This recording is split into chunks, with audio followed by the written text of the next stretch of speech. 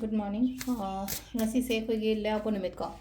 Leibak popa nimit ki card ki message yenga se ko lea pon nimit aham badan number ko na base 69 lere aduga color dana angang ba gumba kai gumba da main shina biya ka nong manong magi aduma lere aduga haji chak thum ba da koi na ha pa ya ba se red color gi cha ba ya ba pot khamen sin bani khang de maina kitang machet ama khatang ha chane ko machet ang khatang hari shoira kai ra maina hapchan bi ba koi na cheng thru matam da na traga beetroot gumba kai gumba angang ba machu ki pot se ko cha ba ya ba se ko aduma lere ko na du nat adu duma lere do card ki message yenga se timing apa ba sa pe yenga se ko hayeng yo na kai kai timing apa ba leke have to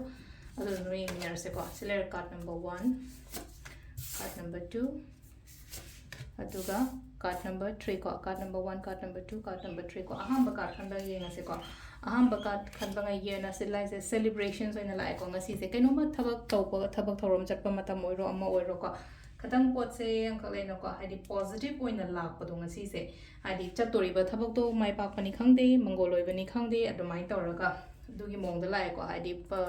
aphaba nu met haba do oigani ko ani shuba sina silai se ko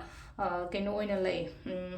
sida so good luck ni ko silai se ani shuba card se so good luck hadi no gi shum lak pa de ngasi do ain chatoi thabade daw yani haraga di hadi positive energies ama ga so hadi yum dai khong kham thopa do oina ko aduna ani shuba card se gi message so ha madran good luck aina pame poto phangba lakpa oiba admaina oina oiba do sisina khoi gi number 2 khan mangai gi oina oire ko sida hadi chatori poto hadi phangaga lakpa adugi mong gani ko sida lai se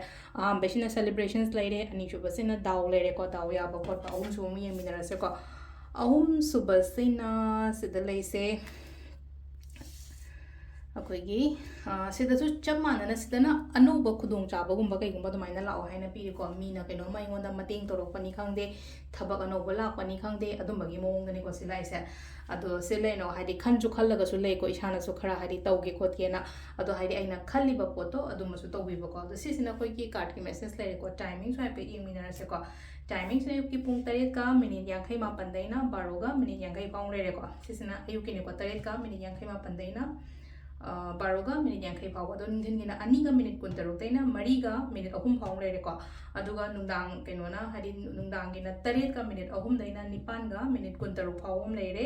अदुगा नुंदांग अथेंगबैना 9 का minute 94 दैगिना पुंग नोंगालमदाइगी नोंगा अहिंग नुंगाइगी हारसना अहिंग नुंगाइगी पुंग अमागा मिनिट 58 फाउंग लेको सिसना कोइगी ngasi goina afaba timing ko ado se lere ko daily card message ma'am thank you